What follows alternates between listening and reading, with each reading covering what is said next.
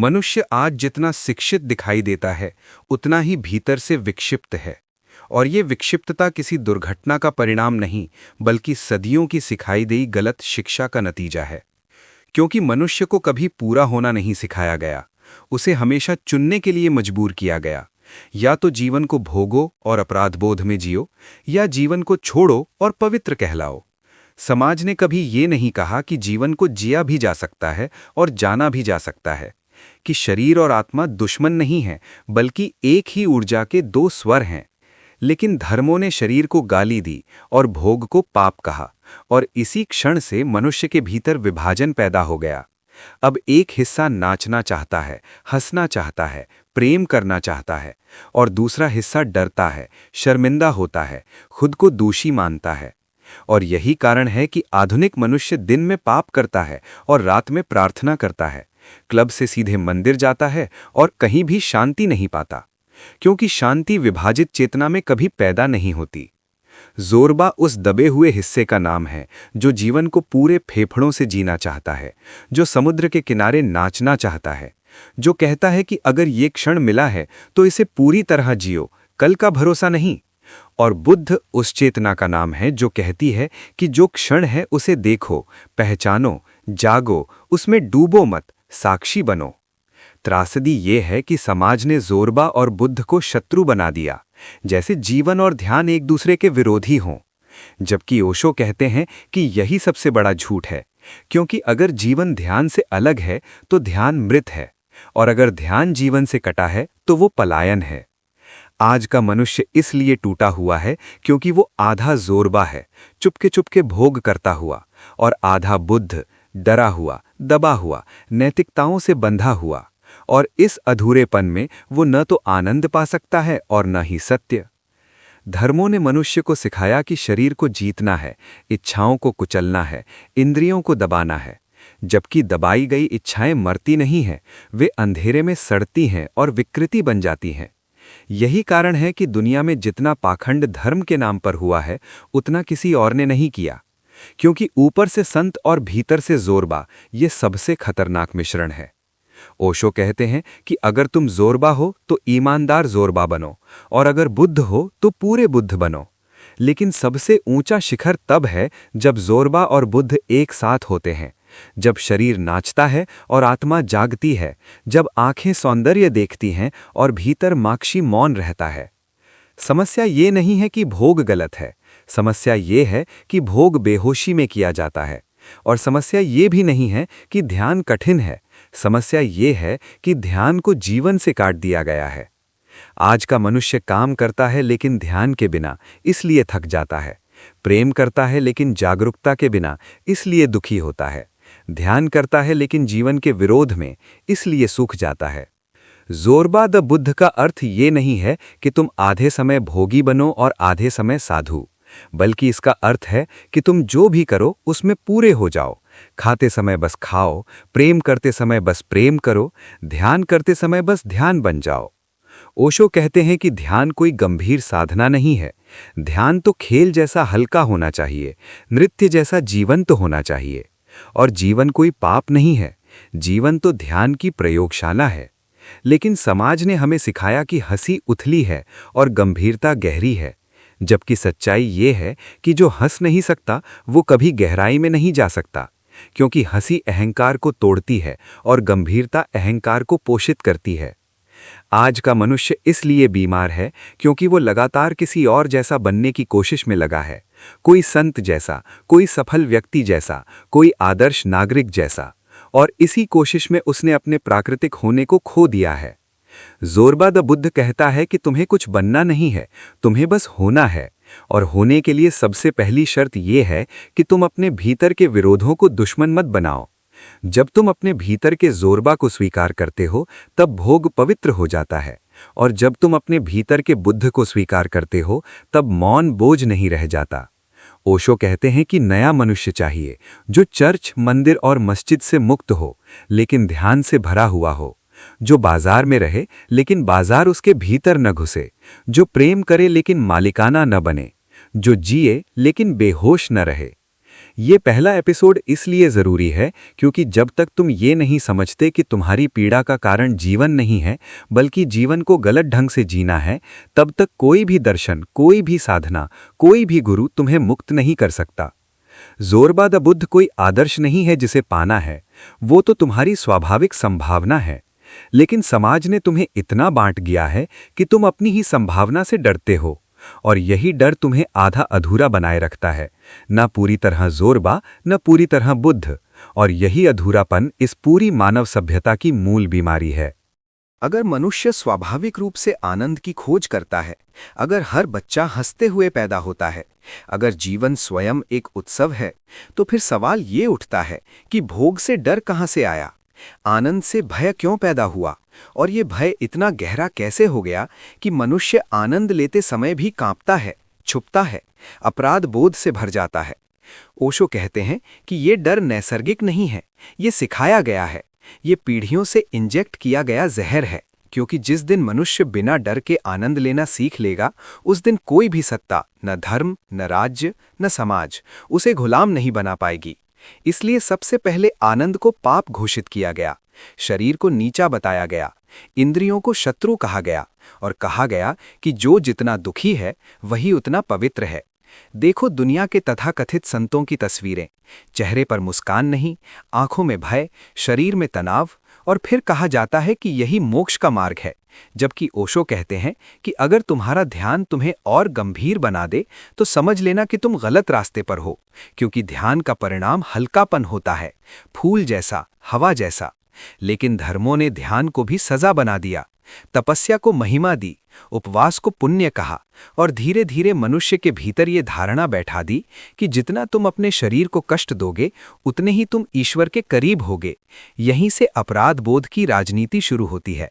तुम्हें बताया जाता है कि तुम जैसे हो वैसे गलत हो, तुम्हारी इच्छाएं गंदी हैं, तुम्हारा प्रेम पाप है, तुम्हारी कामना नरक का द्वार है, और फिर वही धर्म तुम्हें मुक्ति बेचता है, समाधान देता है, प्रायश्चित करवाता है। ओशो कहते हैं कि ये एक बहुत चालाक व्यापार है। पहले बीमारी पैदा करो, फिर दवा बेचो। अगर मनुष्य अपने आनंद में सहज हो जाए तो न उसे स्वर्ग का लालच चाहिए और न नरक का डर, और यही बात सत्ता को असहज करती है। इसलिए भोग को नियंत्रित करने के लिए नैतिकता बनाई गई, नियम गढ़े गए, और सबसे बड़ा हथियार बना लज्जा। बच्चे को सिखाया जाता है कि शरीर छुपाने की चीज है, इच्छाएं बोलने की नहीं, प्रेम पर चुप्पी रखो, और धीरे धीरे वही बच्चा बड़ा होकर एक विभाजित प्राणी बन जाता है, ऊपर से सभ्य, भीतर से उबलता हुआ। ये उबाल कभी हिंसा बनता है, कभी वासना की विकृति, कभी पाखंड, और फिर समाज उसी विकृति को देखकर कहता है, देखो भोग कितना खतरनाक है। ओशो कहते हैं कि भोग खतरनाक नहीं है, खतरनाक है दबा हुआ भोग, खतरनाक है चोरी छुपे जी गई जिंदगी। जिस समाज में सेक्स खुलकर समझाया गया वहां बलात्कार कम है, और जिस समाज में सेक्स को पाप कहा गया वहां विकृति ज्यादा है। लेकिन ये सच्चाई स्वीकार करने की हिम्मत किसी के पास नहीं, क्योंकि इससे पूरी नैतिक व्यवस्था हिल जाएगी। धर्मों ने कहा कि इंद्रियां धोखा देती हैं, जबकि सच ये है कि इंद्रियां निर्दोष हैं। धोखा देने वाला मन है। आंख देखती है, कान सुनते हैं, जीभ स्वाद लेती है, इनमें कोई पाप नहीं। पाप की अवधारणा मन ने बनाई है ताकि नियंत्रण रखा जा सके। ओशो कहते हैं कि ध्यान का अर्थ इंद्रियों को नकारना नहीं, बल्कि इंद्रियों के पार जाना है। लेकिन पार जाने के लिए पहले उनमें पूरी तरह उतरना पड़ता है। जो व्यक्ति प्रेम से डरता है वो कभी ध्यान में गहरा नहीं जा सकता, क्योंकि प्रेम तुम्हें पिघलाता है, और ध्यान भी वही करता है, अहंकार को पिघलाता है। इसलिए समाज ने दोनों से डराया, प्रेम से भी और ध्यान से भी। एक को पाप कहा और दूसरे को कठिन, ताकि मनुष्य बीच में फंसा रहे, न पूरी तरह जिए न पूरी तरह जागे। अपराध बोध का सबसे बड़ा नुकसान ये है कि वो तुम्हें अपने ही खिलाफ कर देता है।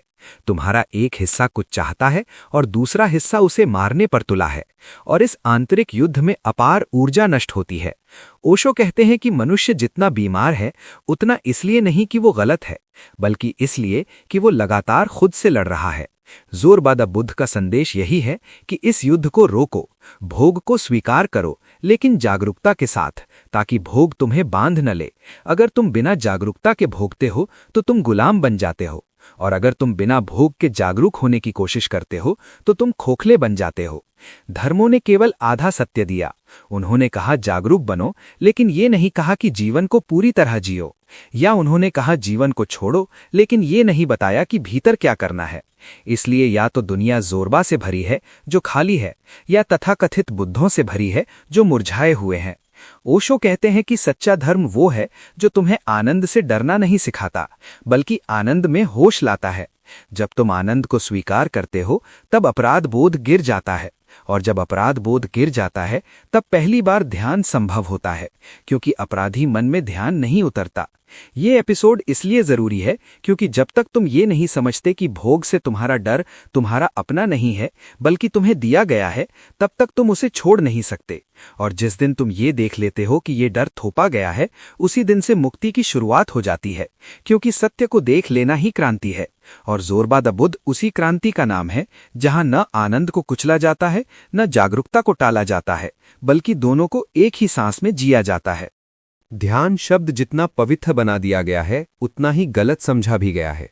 और ओशो कहते हैं कि ध्यान से ज्यादा किसी और शब्द के साथ इतना धोखा नहीं हुआ, क्योंकि लोगों ने ध्यान को गंभीर चेहरा, बंद आंखें, सीधी रीढ़ और जबरदस्ती का मौन मान लिया है, जबकि ध्यान का इन सब से उतना ही संबंध है जितना आकाश का किसी एक बादल से। आज का मनुष्य ध्यान के नाम पर जो कर रहा है वो ध्यान नहीं, बल्कि मन के साथ एक नया खेल है। वो बैठता है, आंखें बंद करता है और फिर विचारों से लड़ने लगता है।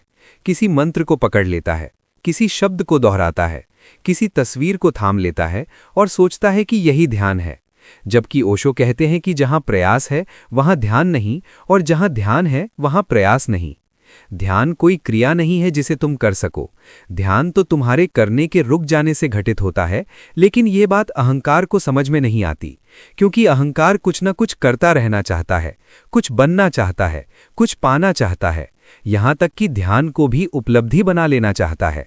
इसलिए लोग कहते हैं मैं ध्यान कर रहा हूं, और यही वाक्य साबित करता है कि ध्यान अभी दूर है, क्योंकि ध्यान में मैं नहीं बचता, ध्यान में तो बस साक्षी बचता है।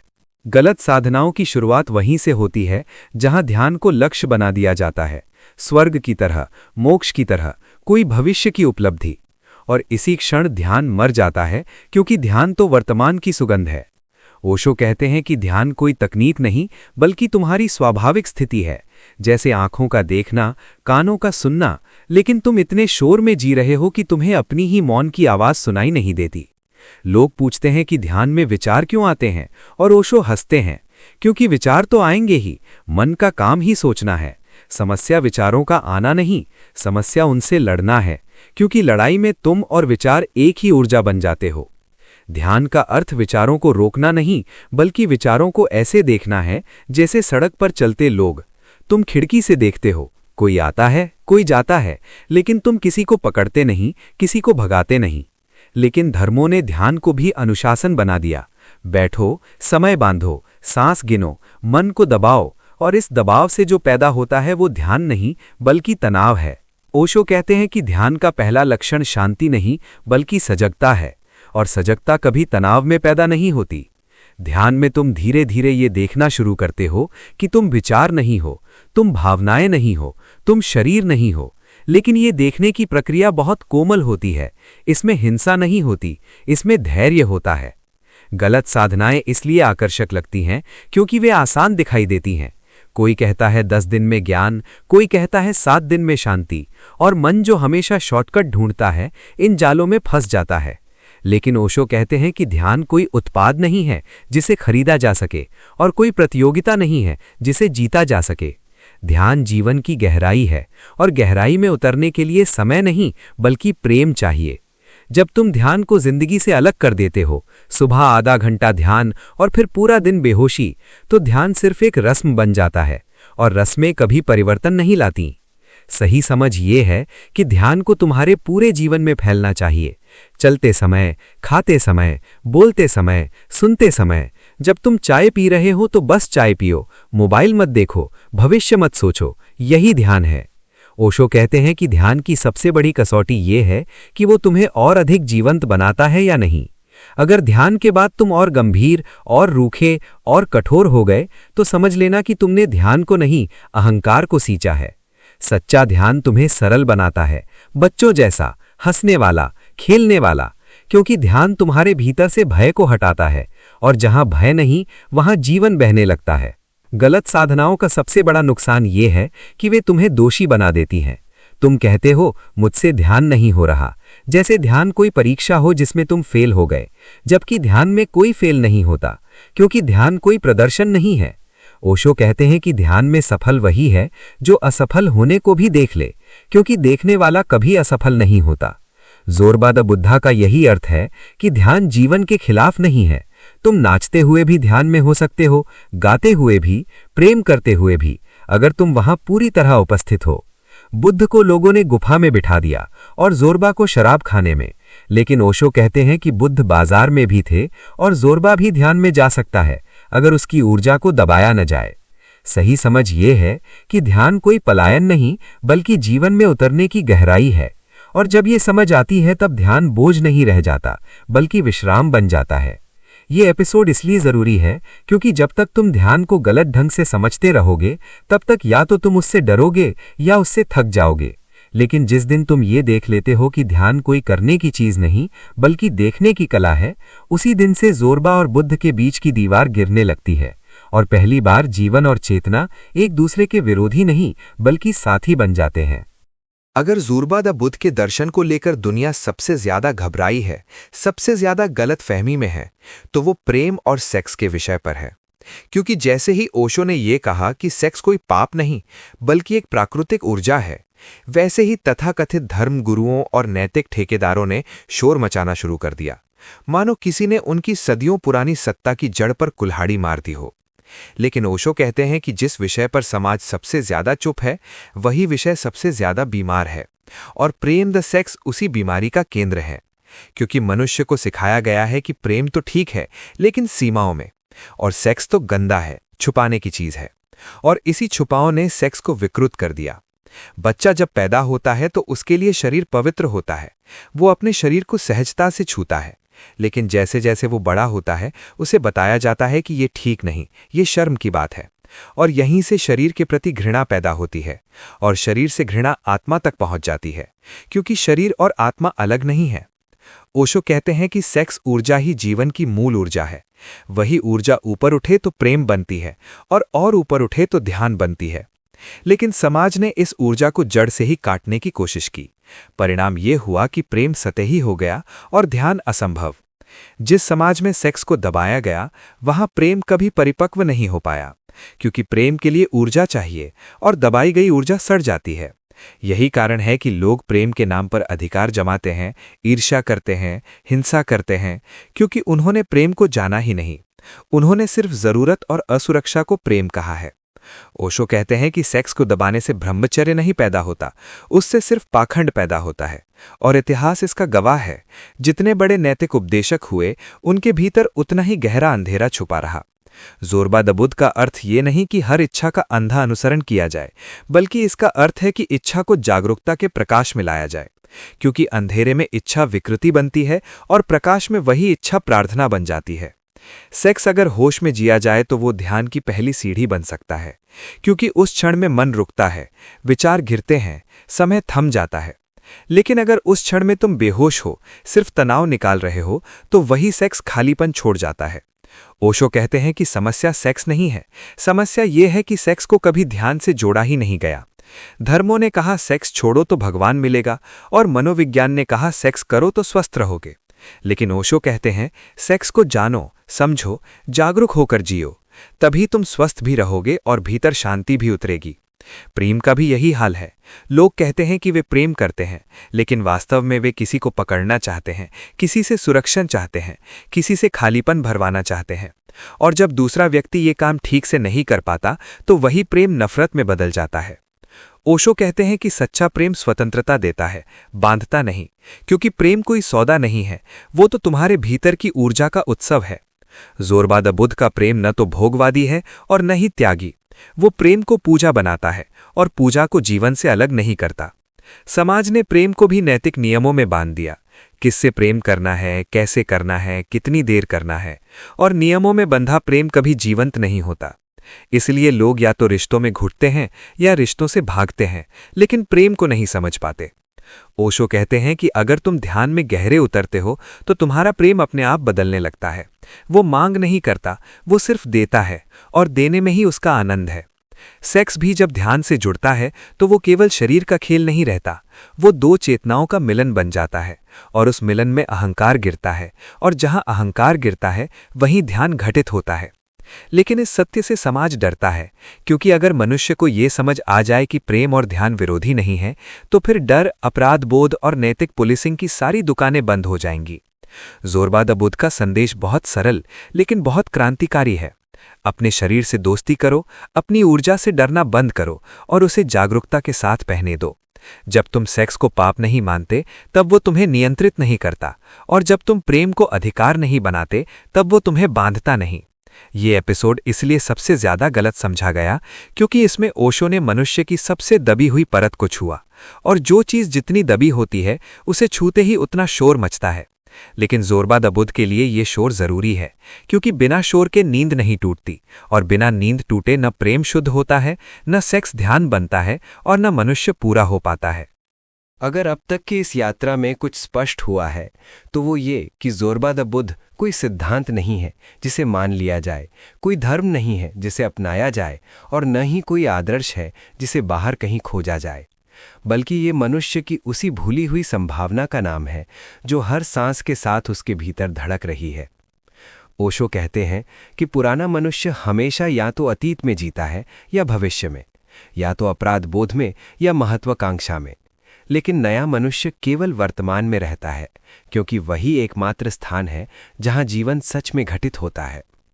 ज़ोरबा द बुद्ध का नया मनुष्य ना तो जीवन से लड़ता है और न ही जीवन से भागता है, वो जीवन के साथ नृत्य करता है, लेकिन आंखें खुली रखकर, और यही वो अंतिम छलांग है जहां भोग और ध्यान विरोधी नहीं रहते, बल्कि एक ही ऊर्जा के दो आयाम बन जाते हैं। नया मनुष्य जानता है कि आनंद उसका शत्रु नहीं है और जागरूकता उसका बोझ नहीं है, इसलिए वो आनंद को डर के बिना स्वीकार करता है और जागरूकता को गंभीरता के बिना जीता है।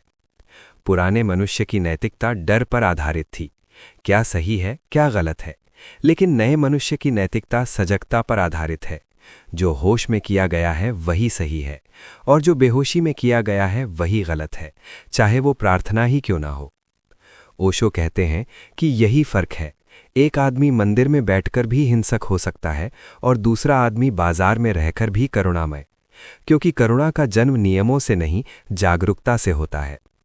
नया मनुष्य किसी किताब से निर्देश नहीं लेता, वो अपने अनुभव से सीखता है, और अनुभव का अर्थ है हर क्षण में पूरी तरह उपस्थित होना। ज़ोरबा द बुद्ध इसलिए क्रांतिकारी है क्योंकि वो कहता है कि जीवन को टालो मत, जीवन को तैयारी मत बनाओ, जीवन को साधन मत बनाओ, जीवन ही साध्य है। जब तुम इस तरह जीते हो तो सफलता का अर्थ बदल जाता है। अब सफलता पद, पैसा या प्रसिद्धि नहीं, बल्कि भीतर की शांति और बाहर की जीवंतता का संतुलन बन जाती है। नया मनुष्य प्रतिस्पर्धा में नहीं, रचनात्मकता में जीता है, क्योंकि प्रतिस्पर्धा अहंकार को पोषित करती है और रचनात्मकता आत्मा को। वो दूसरों से तुलना नहीं करता, क्योंकि तुलना तभी होती है जब तुम अपने होने से संतुष्ट नहीं हो। ओशो कहते हैं कि नया मनुष्य स्वीकृति से जीता है, पहले खुद को स्वीकार करता है, फिर दुनिया को, और जो खुद को स्वीकार कर लेता है वही दुनिया को बदलने की जरूरत महसूस नहीं करता, क्योंकि उसकी उपस्थिति ही परिवर्तन बन जाती है। ज़ोरबा द बुद्ध का अर्थ ये भी है कि नया मनुष्य दुख से भागता नहीं, वो दुख को भी देखता है, समझता है, क्योंकि दुख भी शिक्षक है। वो बताता है कि कहीं ना कहीं होश छूटा है। नया मनुष्य अपने संबंधों में भी क्रांति लाता है। वो प्रेम को अधिकार नहीं बनाता, वो स्वतंत्रता देता है, क्योंकि वो जानता है कि प्रेम बांधने से मर जाता है और खुला छोड़ने से खिलता है। वो काम करता है लेकिन काम में खोता नहीं, वो सफल होता है लेकिन सफलता में अंधा नहीं होता, क्योंकि उसकी जड़ें भीतर के मौन में होती हैं। ओशो कहते हैं कि ये नया मनुष्य ही भविष्य का बीज है। न राष्ट्रों की लड़ाइयाँ उसे आकर्षित करती हैं, न धर्मों की राजनीति। वो व्यक्ति से शुरू करता है, क्योंकि वही एकमात्र स्थान है जहाँ वास्तविक परिवर्तन संभव है। जोरबादा बुद्ध किसी क्रांति का नारा नहीं, बल्कि एक मौन विद्रोह है जो भीतर घटित होता है, और जब भीतर घटित होता है तो बाहर अपने आप फैल जाता है। ये अंतिम छलांग इसलिए कठिन है क्योंकि इसमें कोई सहारा नहीं, न शास्त्र, न गुरु, न नियम, सिर्फ तुम्हारी जागरूकता और तुम्हारा साहस। लेकिन ओशो कहते हैं कि जो मनुष्य इस छलांग को लगाने का साहस करता है वही पहली बार जीवन को जानता है, क्योंकि जीवन सुरक्षा में नहीं, जोखिम में खिलता है। नया मनुष्य हंस सकता है, रो सकता है, नाच सकता है, चुप हो सकता है, और इन सब में एक ही बात समान होती है, वो जागरूक है। यही जागरूकता उसे करुणामय बनाती है, क्योंकि जो खुद के प्रति जागरूक है वो दूसरों के प्रति क्रूर नहीं हो सकता। जोरबादा बुद्ध की दुनिया में न कोई पापी है, न कोई संत, सिर्फ सीखते हुए, जागते हुए मनुष्य हैं। और यही इस पूरी श्रृंखला का सार है कि मनुष्य को बेहतर नहीं बल्कि जागरूक होना है। बेहतर होने की दौड़ अहंकार की है, जागरूक होने की यात्रा प्रेम की। और अब इस यात्रा के अंत में अगर तुम्हारे भीतर एक भी सवाल जिंदा है, अगर एक भी परत हिली है, अगर एक भी क्षण ऐसा आया है जहां तुमने खुद को देखा है, तो यही इस श्रृंखला की सफलता है। क्योंकि ओशो कहते हैं कि उत्तर तुम्हें बांधते हैं, सवाल तुम्हें मुक्त करते हैं। ज्ञान लोक यात्रा का ये सफर यहीं समाप्त नहीं होता, ये यहीं से शुरू होता है, तुम्हारे भीतर। और अगर ये श्रृंखला तुम्हें थोड़ी सी भी अधिक जागरूक, थोड़ी सी भी अधिक जीवंत और थोड़ी सी भी अधिक ईमानदार बना पाई है, तो इसे आगे बढ़ाओ, बांटो। और याद रखो, जोरबादा बुद्ध कोई दूर की मंजिल नहीं, वो तो तुम्हारा अपना स्वाभाविक चेहरा है, जिसे बस पहचानने की देर है। अगर ये यात्रा तुम्हें छू पाई हो तो ज्ञान लोक यात्रा से जुड़े रहो, क्योंकि यहाँ सवाल जिंदा रखे जाते हैं और नींद से समझौता नहीं किया जाता। यही विदाई नहीं, यही शुरुआत है।